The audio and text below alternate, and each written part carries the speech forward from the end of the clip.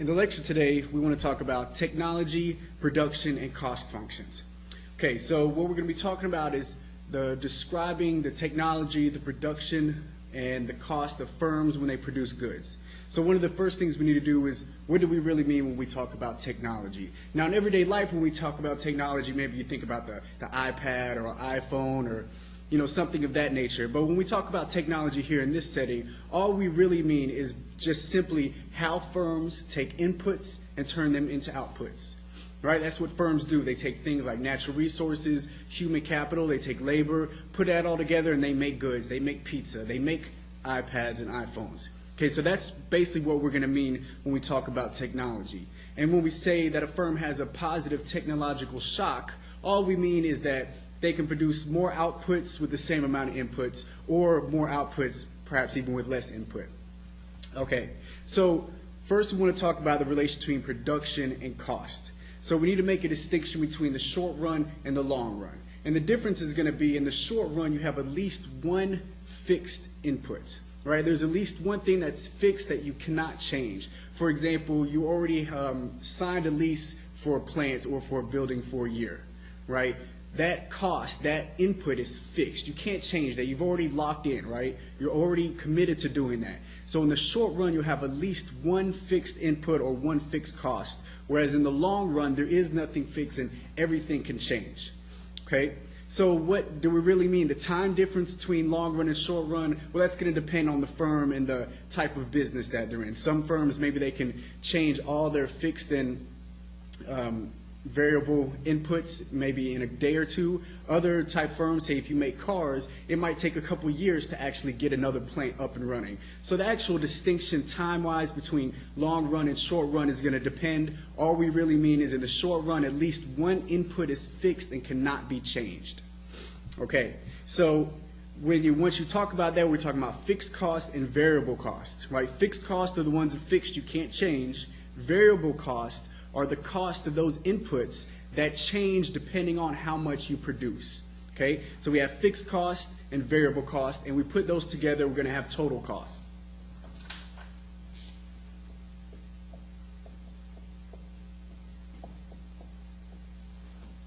Okay, so that's the first distinction we're going to make when we're talking about cost.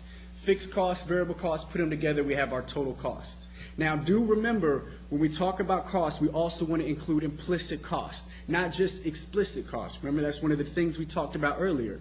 So even though maybe you're not exactly paying for it directly by pulling money out of your pocket, there still are other costs. For example, say you decide to start a business, okay? But what if the first thing you do before you start that business is quit your job? So you were making, say, $50,000 a year, you quit your job to start a restaurant.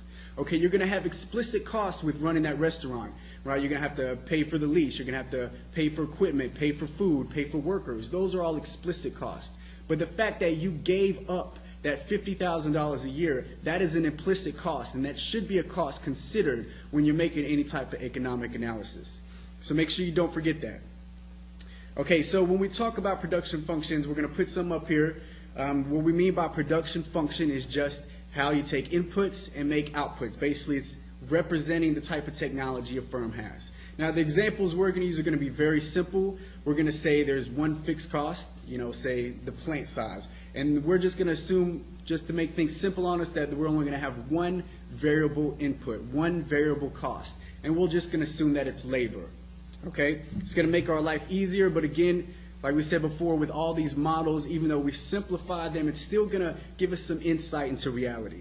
Okay, so I want to start off with an example, and the example I'm going to use is a bakery. Okay, we're going to say you have an oven, and you hire workers. And we're going to put up how many workers you hire, which would then give you how many loaves of bread. We're going to talk about the fixed cost, variable cost, total cost, and average total cost. Okay, so I'm going to put a chart up here with some numbers on it to help us work through and kind of see what we're doing. Okay, so up here we have what you might call a representation of a production function, right? This is a representation of this bakery's technology. Okay, we said before they have a fixed cost. They have, say, an oven.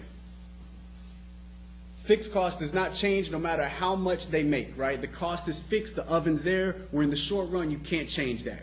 Now they have one variable input, which leads to one variable cost, and that's going to be the workers they hire.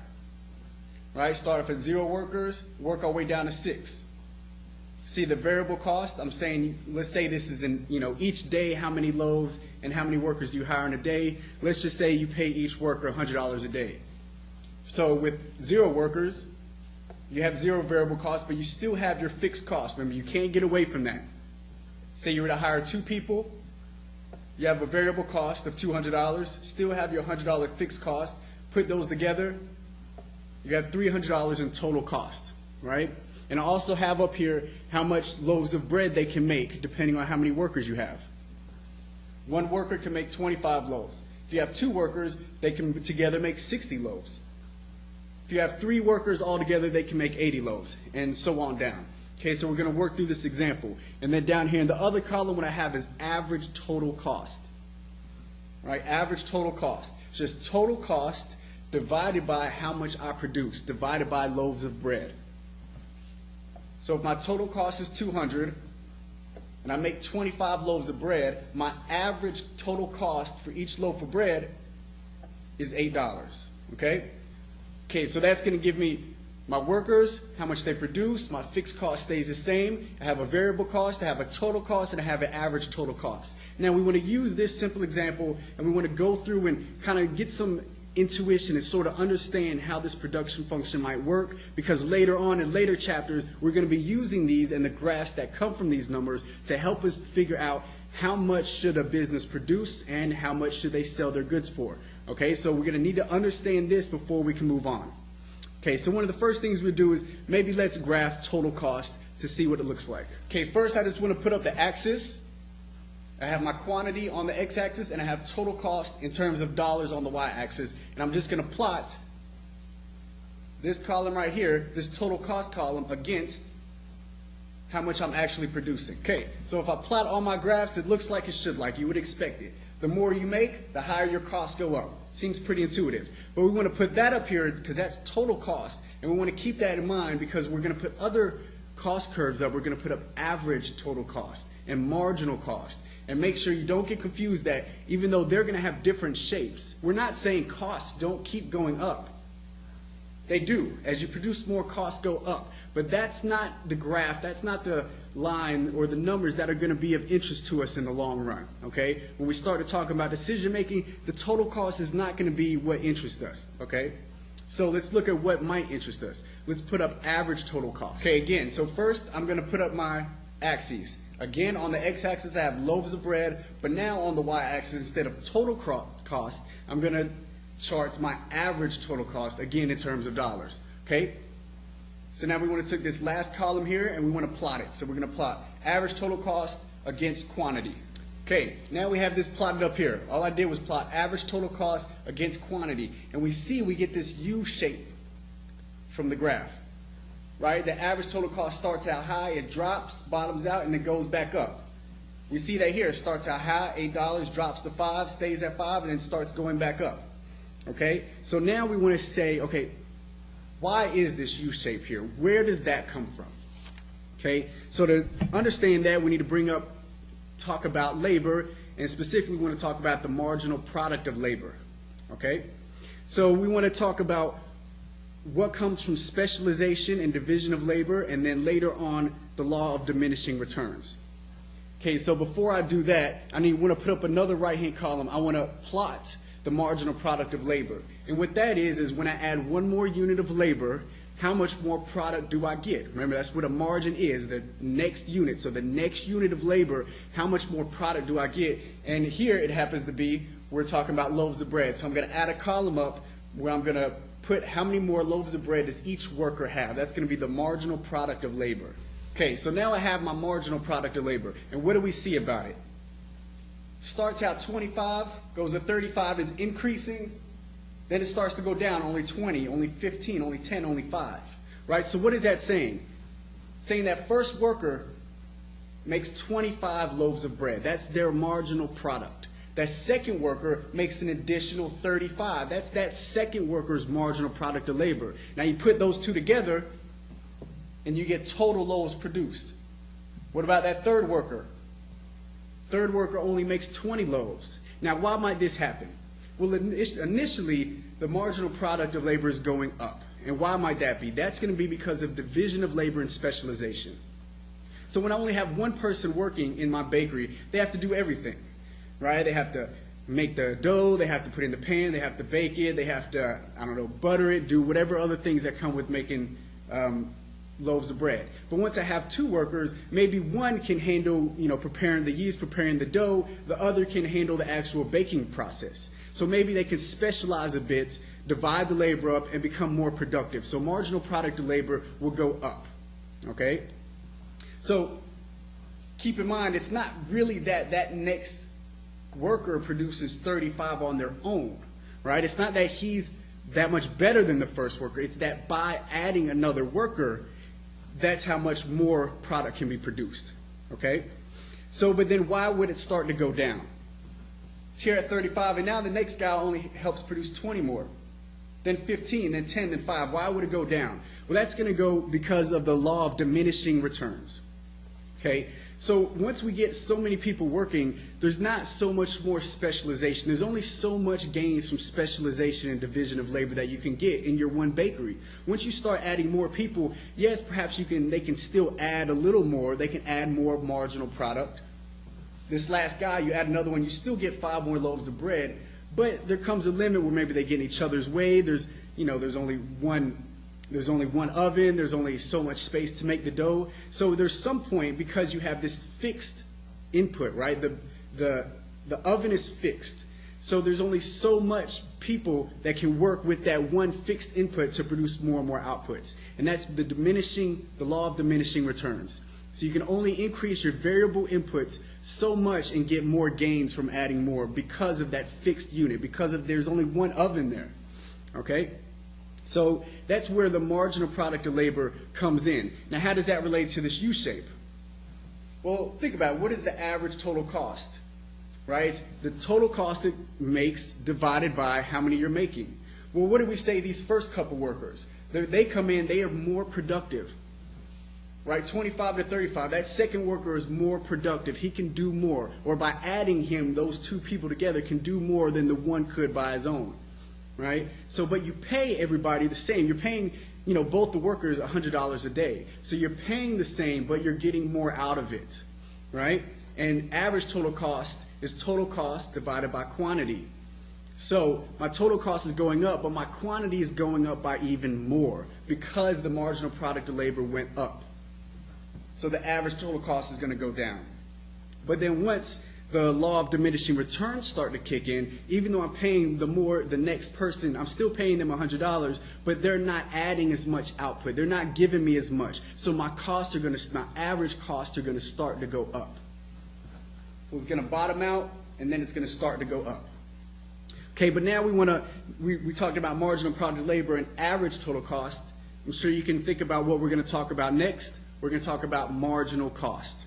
Okay, because marginal cost is going to be very important. When we talk about later on analyzing how much should a firm produce, it's all going to revolve around marginal cost. And like we said before, margins are going to always come up again and again and again. Talked about marginal product of labor. Now we want to talk about marginal cost. Well, first of all, what is marginal cost? Well, you should know this just by what we've done before. Marginal cost is your change in total cost divided by the change in quantity. Right? It's how much more money does it take to make that next unit, right? Margin, how much does it cost to make one more unit?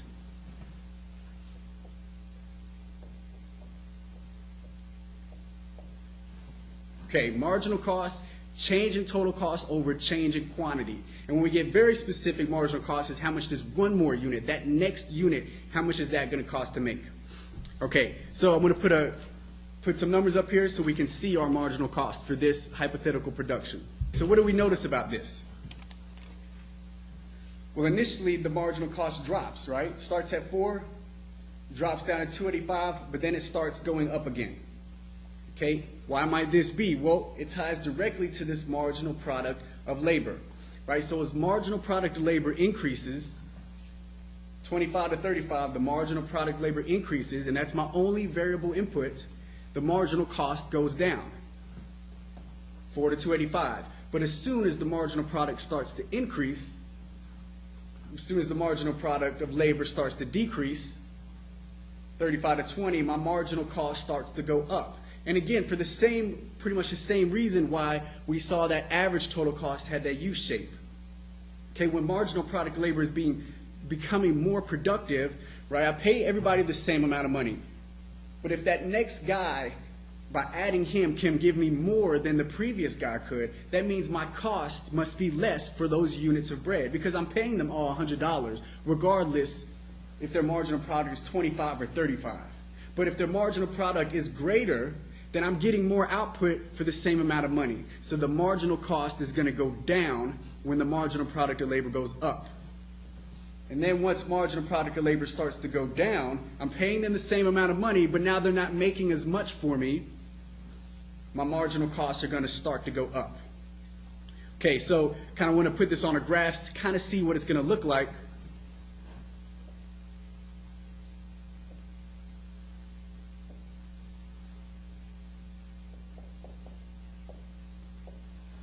That's what they're going to look like together in a general sense. Marginal cost is going to start to go down, but then it's going to go up.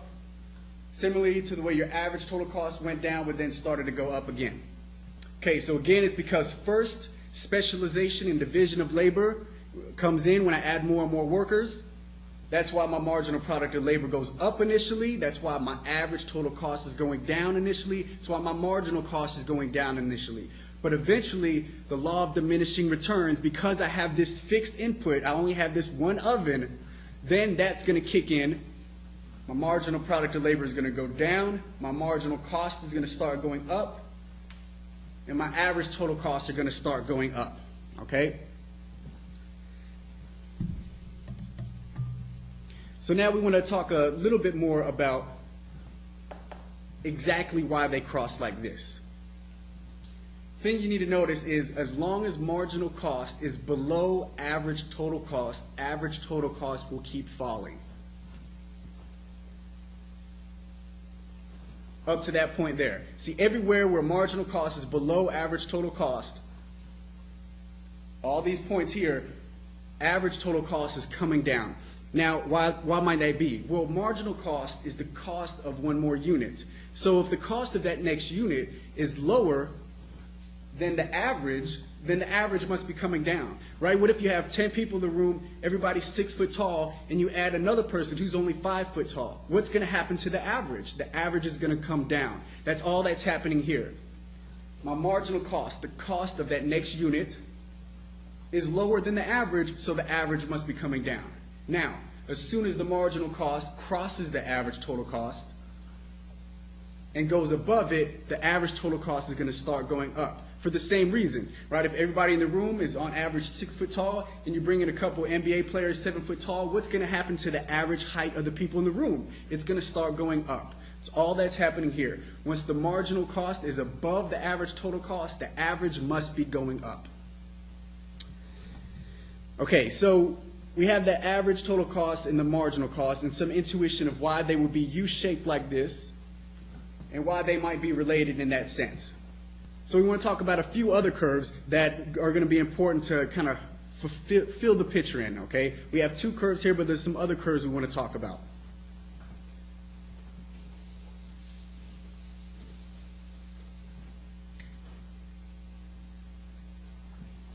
Okay, one we want to talk about is average fixed cost.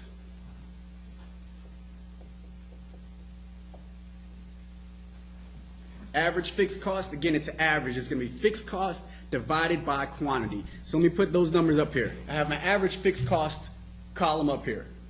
What do you notice about it? Well, it's going down, right? Why would that be going down? Well, the fixed cost is fixed, right? It doesn't matter how much I produce. It's fixed. I have the one oven, cost me $100 a day. Right? In this example, maybe the least, you can lease an oven for a day. Not too likely, but again, we want to simplify our lives. And what happens when you do the average fixed cost as you produce more and more? Where you're dividing that fixed $100 by more and more units. So once you produce thousands, hundreds of loaves of bread, that average fixed cost is going down, down, down because you're averaging it over more and more loaves of bread. Okay? the last one we want to talk about is average variable cost.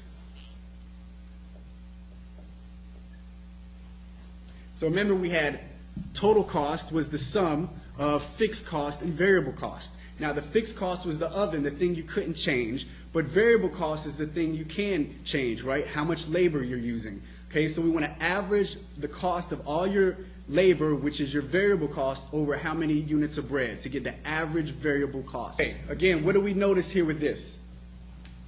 It drops at first from $4 to $3.33 and then starts rising again. What does that remind you of?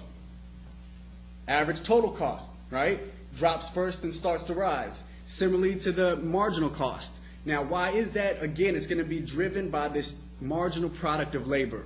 Initially, your marginal product of labor is going up, so your average variable cost is going to be going down, right? You can specialize, you divide the labor up, you get more productive. So that means you can produce more with the same amount of inputs, so your average variable costs are going to go down. But once the law of diminishing returns kicks in, your average variable costs are going to start going up. So we have all the numbers here. We worked through it all, right? We've talked about my one input is workers. That's my variable input. This is the output, the loaves of bread. Fixed cost stays the same. It's fixed. I only have one oven. I can't change that. It's fixed. No matter how much I produce, the fixed cost stays at 100. Variable cost. It is the cost I can change. It's directly related to how many people do I employ. Well, the way I did it, I say I paid them $100 a day. That's where we get the variable cost from. Total cost is just fixed cost plus variable cost. Then we got the average total cost. That was the first U-shape that we did. You just take the total cost divided by how many loaves of bread you make. Then we said marginal product of labor is going to be important. All the marginal product of labor is going from one worker to two. How much more loaves of bread do I get? The marginal product of labor.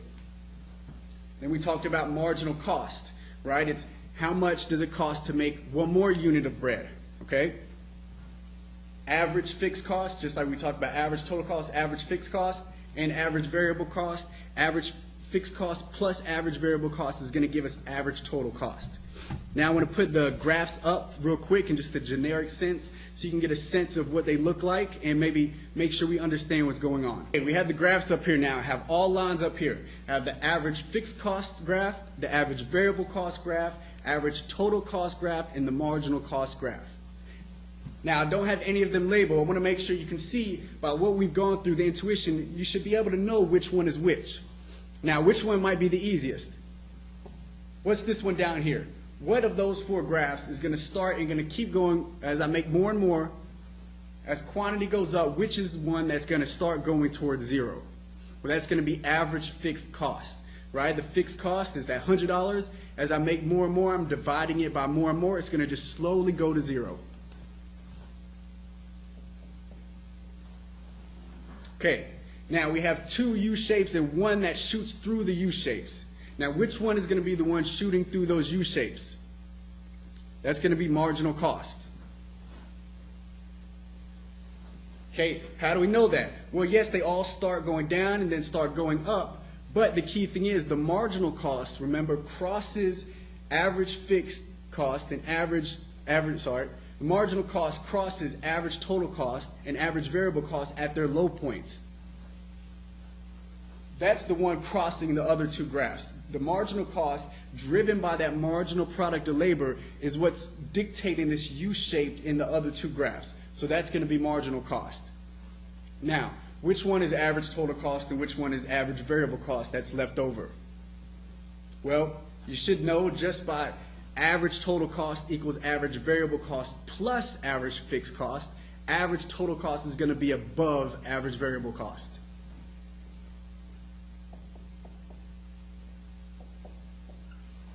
There we go. So we have all our graphs, done some intuition, went through a bit of an example to see why they have that shape. Okay, so we want to talk about some big general ideas related to this to make sure you don't forget them.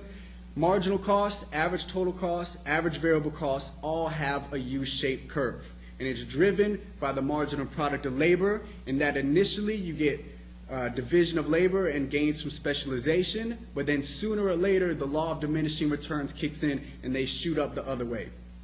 Also, marginal cost crosses average total cost and average variable cost at their low point. When marginal cost is below one of those curves, they're going down. Soon as marginal cost crosses one of those curves, they start to go up. Okay, also as output goes up, average fixed cost continually goes down to zero. Right? And also, since average total cost is equal to average variable cost plus average fixed cost, since the average fixed cost is going to zero, that must mean the average total cost and average variable cost slowly start to get closer and closer together. Okay, hopefully you got that. We're going to go through just one more general idea. We want to just talk about what we mean in the long run, right? Everything we've done has been in the short run. Remember at the beginning, I said when we talk about production and output and cost is going to be long run versus short run. But in my example, I had a fixed cost. Remember, I had that $100, I had that cost of the oven was fixed. That meant by definition we were in the short run. So everything we just did was in the short run. Okay, in the long run, there is no fixed cost. Therefore, there is no average fixed cost curve. These two curves are equal to each other. Average variable cost equals average total cost in the long run because all you have are variable costs. There are no fixed costs. Okay, so we want to just bring in one last concept in economies of scale.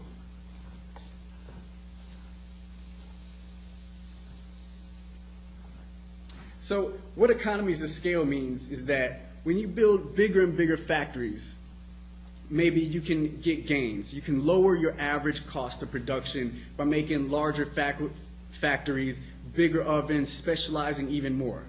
Right here we had some gains because your division of labor with your fixed costs, but when in the long run you can choose everything. Maybe a bigger factory is more efficient. So maybe by making bigger factory, making the plant size bigger, making multiple specialized factories that interact, maybe you can lower your cost of production. Maybe you can become more efficient. So initially when that happens, we're going to say you have economies of scale. If by becoming a bigger plant you can lower your cost, you're going to have economies of scale. Now eventually there's going to come to a point where becoming bigger and bigger you're going to have diseconomies of scale. Maybe you come to a point where you're so big, it's so complex and complicated, managers can't keep track of what's going on. Okay? And then your costs are going to start to go up because you become too big. Those are going to be diseconomies of scale. Now this is a characteristic of the long run average cost curve. Okay? The long run, not the short run.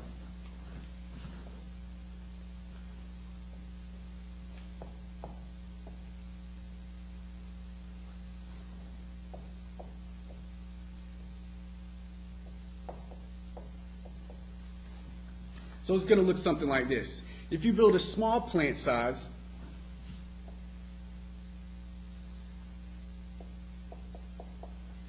maybe that will be your average total cost.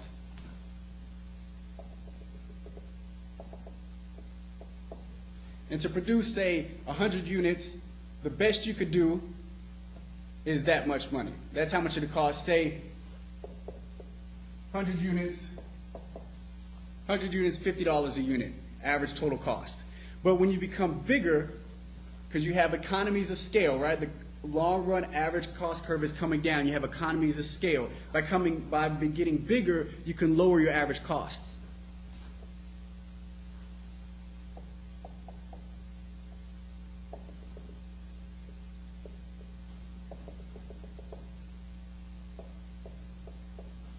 So say by becoming a bigger, and now you decided when you, right, the long run, you can choose how big your factory, you can choose how many ovens you have, how big the oven is. You can perhaps put your short run average total cost curve here. And it's going to be more efficient.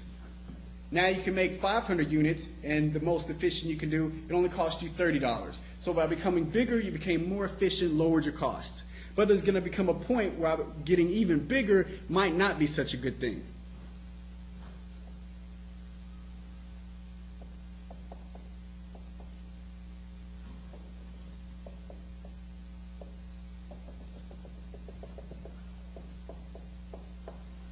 So say you get too big, and now, yeah, you can make 1,000, but now it costs $40.